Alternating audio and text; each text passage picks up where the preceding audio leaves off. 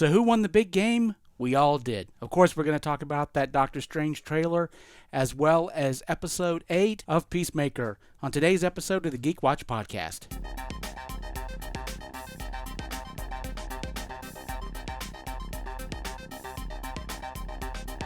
This is the Geek Watch podcast with Brian Hatcher and Mandy Petrie.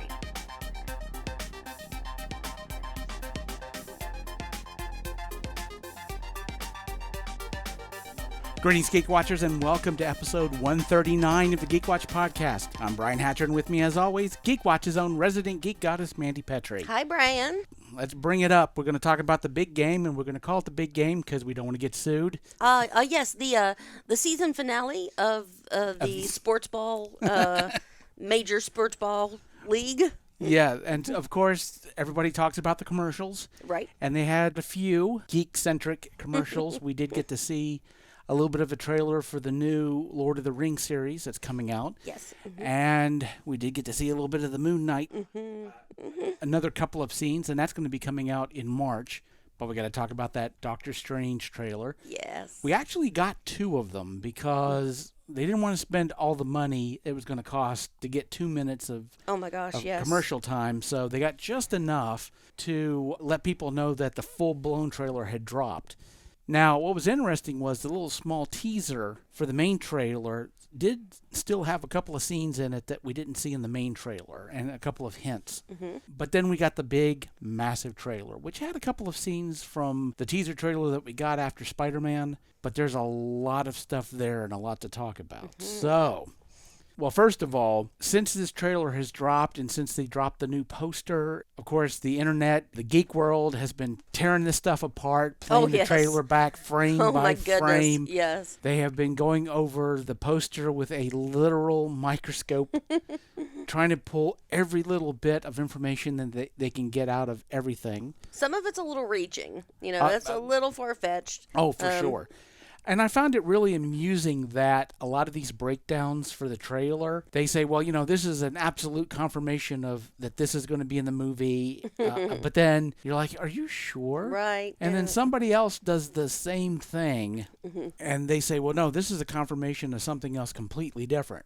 And it's like, wait a minute, so who's right? Again, looking at the poster, like you were saying, a lot of the speculations, things that people think that they see in the poster are stretching a little bit. But there's one thing that is pretty obvious in one of the shards, and that is a very familiar-looking shield. Yes. With the Union Jack on it. And so we may wind up getting Captain Carter. Get Captain Carter. There is so much that we could talk about as far as this trailer because there's so much speculation. There are literal hours worth of videos of people breaking down these trailers frame by frame. Of course, that's fun and exciting. And when the movie finally does come out in May, it was supposed to come out this month, but again, with COVID and everything else, everything's just getting pushed. But what's really going to be interesting for me is because of the fact that they've pretty much opened the door to all kinds of things. And going back to where some people have been saying, you know, if you're going to put Professor X in the movie, why do you tell anybody? Why would you spoil something like that? And to my mind, I think the reason why they did it was because it's cool, but that's just the tip of the iceberg. We have a ton of other stuff. See, I'm thinking we want people to see this. We want people to be excited. But, you know, as far as all the Marvel movies, Doctor Strange was filler episode, a few plot points, but wasn't anything like a Black Panther or an Iron Man. You know, these were the much bigger movies. This is for plot point. This is for so we can open it up and we can bring him in to fight with the Avengers. So, you know, as far as what's going to drag people out and make them want to see Doctor Strange, all this awesomeness is going to make people want to come out and see Doctor Strange. Well, I know that you weren't as enthusiastic about the first Doctor Strange. I liked it, but if I had to list all the Marvel movies from favorite to least favorite, that's not up at the top. I think Ragnarok is probably my top one. Doctor Strange was a bit polarizing for people. There wasn't like a universal feeling that this was a great movie. I was spoiled, I have to say, because I saw Doctor Strange in IMAX. and getting to see it in IMAX makes it a completely Oh yeah. different experience. Almost So, Inception like. And hey, I'm still talking like fifth place in the Olympics. yeah. While it's not a gold medal, you're still fifth place in the Olympics, Yeah, but I will say one thing that this trailer indicated to me is that What If is a bigger deal than I thought it was going to be. Mm-hmm. I thought the What If series was going to be a nice diversion. It was just a different way of looking at the Marvel Cinematic Universe. Oh yeah. But I didn't realize just how much of that was going to filter into the MCU and how much that was going to play out in the films. But just this thought that, oh no, we're not done with that yet. No, this is going to play into a bigger role. But then again, that's the thing about Marvel is not very often is there something that they do that's throwaway. They're always using what they're doing to introduce more stuff. And so What If obviously seems to be like a huge part of the multiverse of madness. As much as it felt like that trailer may have tipped off too much, there is obviously so much stuff going on that they're not telling anybody.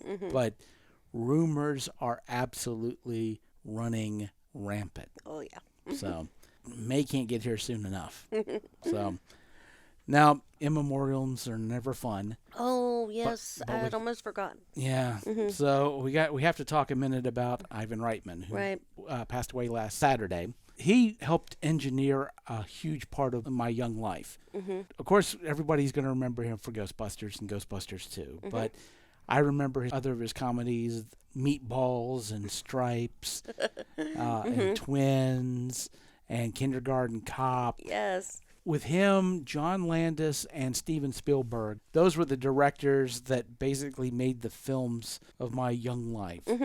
And even very recently, he was working and executive producing.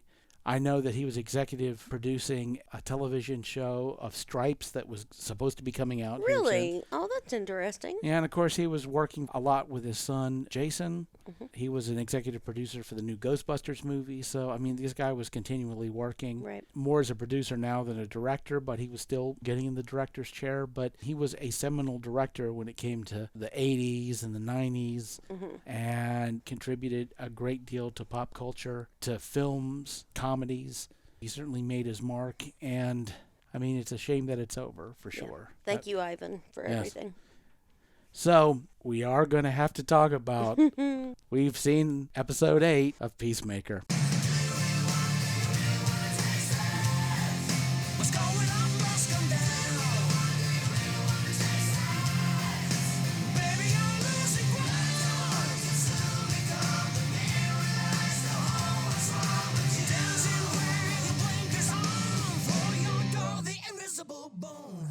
Now, of course, I was going to say, it is sad that we've seen the last episode and it's over, and it's going to be sad that we're playing this music for the last time, but I can't say that now. I don't think so. Because they announced, before they aired the last episode, we are getting a season 2. Yes. Oh, it's so exciting. When you're playing that song, usually in my head I'm doing the choreography, and now I get to think about that amazing fight scene that they set to this music, and it was the exact same music. They didn't alter it in any way. Right. And they made these beautiful shots, and I was thinking, man, I kind of wish this was in 3D, because that would be a really cool sequence to see in 3D. We're going to talk spoilers for a bit, obviously, because I definitely want to talk about not just this episode, but what's gone on for these 8 episodes. I said this before, that I thought this was one of the best superhero TV shows ever. Yep. I wondered how I would feel about them as compared to the Marvel TV shows. And I don't think I'm ready to say that there's no Marvel TV show as good as Peacemaker was. But I'm also not prepared to say what Marvel TV show would be better than Peacemaker. They're going to have to sit on the same plane for a while. And we don't have to compare them, which, me and my rose-colored geek glasses, I love everything that I watch. You know what? And I think that's a very good outlook to have on it. And I am going to talk a little bit about the Marvel DC competition that some of the fans have had for a long time. And I have to admit, I've fallen into that trap myself. But honestly, with this television show, we have seen so much really good writing, good storytelling, and a lot of people, myself included, went into the show going, well, this is going to be a lot of fun. It's going to be Gunn, so it's going to be fun.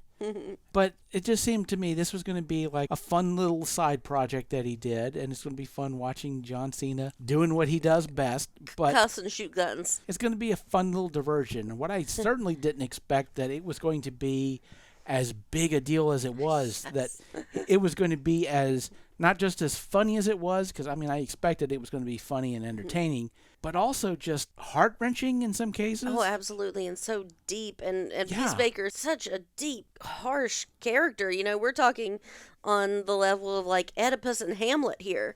Yeah. You know, it goes back, and we learn that, and we can feel it in everything he does, and beautiful. I think I said this when we talked about the first 3 episodes, and it played out through the entire show. This show didn't need to be as good as it was. We would have been happy with, the fun little frolic, but we got so much more. It didn't have to be as deep as it was. It didn't have to be as complex as it was. It didn't have to be as nuanced as it was. But James Gunn does not do anything halfway. No. He doesn't. Even though this was a project that he basically wrote between projects. Yeah, but now he's like Picasso drawing on a napkin. You know? Yeah, it's still amazing. Yes. Not a lot of people expected a lot out of this show, but once word spread, that's the reason why I think the numbers for episode 8 were like 43 or 44% larger than the first episode. The opening numbers, because word just spread and people were like, you don't understand. You've got to watch this. This is an amazing show. It's like I was telling my sister to tell her husband, and she said, well, he didn't like Suicide Squad. I was like, trust me, it doesn't matter. It does not matter. Yeah, and that's, of course, the question on that is, was it the first Suicide Squad he didn't like, or he didn't like James Gunn's Suicide Squad? I'm not certain. I'll have to recheck that. Because I wasn't a big fan of Suicide Squad for a bunch of reasons, which we've talked about. But James Gunn's The Suicide Squad, a much better movie, although it didn't really get the recognition I feel that it deserved. People who watched it loved it, but I think there was just too much of a taint on it because of the first one. Right. Warner Brothers was just releasing stuff out there in the void anyway, and so you could just sit at home and watch it, which I have to admit I did. But wow, it was better than it had any right to be as far as a movie. And it really solidified The Suicide Squad as a fun romp. And it's what the first movie should have been, but just couldn't do. Seeing what they were able to do with this show with basically like a low tier character that nobody really would have cared that much about, but you have somebody with the talent of a John Cena, and who would have thought anybody would say that? But again, and I've said it before, and I'm going to continue to say this, one of James Gunn's great abilities is to find talent where nobody else can see it, and to develop it and showcase it in its best light. So can we talk about the end of battle? Yes. Oh my gosh. We have to talk about this for a How couple of reasons. amazing was that? Oh, my Justice gosh. League cameo. Now, what made You're this... too late, you dickheads. Oh, it was wonderful. Now, here's the thing, and I don't have all the facts on this, so I'm doing a little bit of speculation, perhaps. I feel like, of course, when we first saw it, we saw everybody in shadow. Right. And I expected that that's what we were going to get. Me too. Yes. That we weren't going to see anybody. Yeah, and I think they're that's, going to walk past them and everything, and they're not really there. Oh my goodness. and I think that's the way that it was originally filmed. I think that was what they figured they were going to get. But then Peacemaker became the powerhouse and the thing on television. So I think basically that Warner Brothers said, well, we've got a couple of superhero movies coming out. We need to put them in it. Because we've got Aquaman coming out. We've got The Flash coming out. Like, hey guys, can you drive over to this lot for Now, us? here's the thing. I gotta talk about this because, of course, they couldn't say anything about this because they didn't want to spoil the cameo. But now that it's been revealed, James Gunn did a bit of an interview, and I found out something really fascinating. These cameos were a bigger deal than even any of us knew. Of course, they had to do a reshoot to change that, where they were just kind of walking past these shadowy characters that we actually got to see Aquaman and the Flash, which was awesome because it almost feels like they had planned it, because how much time they'd been spent talking about Aquaman and Yes. other superheroes. That was the running gag through the entire series, was Yes. talking about Wonder Woman or Good. Superman, being into And weird stuff. Green Arrow going to brony conventions. Oh my goodness. And when I was rewatching the show, I cannot believe I missed in the first time I watched it when they have this whole scene talking about Batmite. Who talks about Batmite? Oh, it's brilliant. Batmite and Kite Man, Kite Man appeared in the Harley Quinn animated series. Oh, okay. Mm-hmm. But we get a Kite Man reference. Yeah, just amazing stuff. But here's the thing. Basically, when Peacemaker blew up and everybody was getting a shine from it, Wigwam, their song being the theme for this show, literally being dropped by their agent 3 days before the show aired. Oh, I bet that agent is hurting now. Yeah, very much so. I would say so. Now, suddenly, they've become extremely popular again. Really? Uh-huh. Yeah. So that happened, and the show just became really popular. So now there's an appeal there to go, hey, we need to get Aquaman and the Flash in there to kind of get a bit of a shine so that people will be interested in the movies. Now, Aquaman was a bit easy to get that cameo because at the time, he was currently filming Aquaman 2. So he's in costume and not a problem. They can do a quick film of him for his cameo and no problem, right? The problem is The Flash, Ezra Miller, they had already finished filming The Flash. So it's not like they could go on set and film him, right? Right. At that time, and I think still going on, James Gunn is filming Guardians of the Galaxy 3. So it's not like you can take Ezra Miller, put him in the Flash costume, bring him to the set of Guardians 3, and use Marvel's cameras to film his bit for Peacemaker. Or can you? Except that he asked Marvel and Kevin Feige said, yeah, go ahead. Oh, that's awesome. Yeah, so going back to the whole rivalry thing, we may have this Marvel versus DC mentality, but rivalry doesn't mean enemy, and rivalry makes you better. Yeah, so to me, it was just a wonderful story to hear. And so we got this wonderful cameo that I wasn't expecting. Even when they appeared, I was like, oh, that's cool. I know we're not going to get to see him, but that's so cool. And it's like, the closer he gets, you see his hair and he turns around. I was expecting it to be a body double with Jason Momoa's hair, and he turns around, there's his face. Oh, I was like, thrown. Are they doing CGI? Can they do? And then he spoke, and you're like, they actually brought him in, and then it says Ezra Miller. They actually had him. Now, of course, they weren't on the same set together. Right, they filmed them separately, but the fact that we got that, and that, again, it was just chef's kiss. It was brilliant, absolutely brilliant that we got to see that. But this whole show has been about getting more than you expected, It's like going that extra mile to give you something wonderful. And one of the things for me that was really wonderful about the last episode, episode 8, we did have that black and white villain of Peacemaker's dad. I mean, he was evil, and he was just an evil person. There wasn't any shades of gray to him. Nope, no redeeming qualities, nothing. Nor should they be. A sympathetic racist, no, there's no place for that in anywhere. You dogfight your kids, you need a shot in the head. Exactly. He helped to really develop Peacemaker as a character. But it also gave the viewers who are used to watching superhero movies, who are used to a black and white villain, something to kind of fixate on. But what I really loved was the butterflies weren't exactly that black and white villain. Right. They really, you can empathize with what they're going through. Yeah, you understand why they're doing what they're doing. You may not agree with their tactics, but it's not like you can really argue. And it made sense that the butterflies would have the plan that they had, and that one of them might look at it and go, no, we can't do this. This isn't right. Right. Regardless of what good we're trying to do. To have that kind of subtlety and that kind of nuance in a villain, you don't expect that.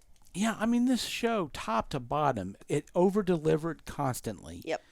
It was that show that when you got the first 3 episodes, and by the end of it, you were like, I did not expect any of this. This is so good.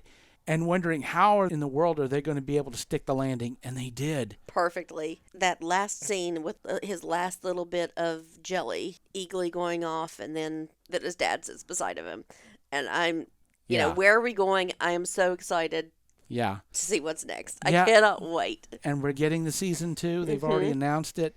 And I figure once James Gunn is finished with Guardians 3, there may be time to start writing it. But honestly, geek television doesn't get better than this. And if there's anything that I worry about James Gunn in this situation is, how do you top this? It has set the gold standard to my mind. Certainly, I would say that the people at Marvel are probably looking at that show and going, we need to step up our game too. Right. Let's be honest, what they've been doing on television is amazing. Yes. And although we didn't talk an awful lot about the big game's little trailer they did for Moon Knight, but I'm really fascinated to see what they do basically with Marvel's Batman. Yeah, in March we're getting Moon Knight and the Batman. And the Batman. You know, we're going to get those 3 together. hours. A 3-hour movie this thing is, the Batman. Yeah. It is a wonderful And time also, to be I thought you would appreciate, I don't know if you heard what Robert Pattinson said. They asked him about Death in the Family. And did you hear what he said about it? No, I didn't. He said, only if Robin is 13. Yeah. Yeah, and I thought that, you would appreciate that with the way you wanted Peter Parker to be Peter Parker age. Yeah. So he said people are afraid of that, but he said that he would do it if that's the way they went with it. And because it should be tragic. And that makes an awful lot of sense. And everybody's talking about the Batman. Everybody's really excited about it. But they're also excited about the pictures that we've been seeing of Michael Keaton in the suit. For Batgirl, right? Yeah. For the Flash and for Batgirl. Oh, I didn't know about the Flash. He's going to start off in the Flash. And I guess because of his performance in the Flash, I was like, well, we got to have him in Batgirl too. Yes. And I've seen pictures of him in the suit, and he's amazing looking. And we're getting J.K. Simmons as Commissioner Gordon. I just got to tell you, March is going to be crazy. Yep. And I can't wait to see what they've got prepared for us. I'm ready. So with that said, we come to the end of episode 139. Thank you for listening, and tune in next time for the latest in geek news and views with the Geek Watch podcast. For Mandy Petrie, this is Brian Hatcher, reminding all the Geek Watchers out there, we're all geeky about something. Be proud of yours. See you next time. Thank you for listening to the Geek Watch podcast. If you enjoyed this program, don't forget to like and subscribe on your preferred platform and share this podcast on your social media. For links to all the ways you can listen to the Geek Watch podcast, as well as leave comments and suggestions, visit our website at geekwatch.net. The Geek Watch podcast is a Hanging J production.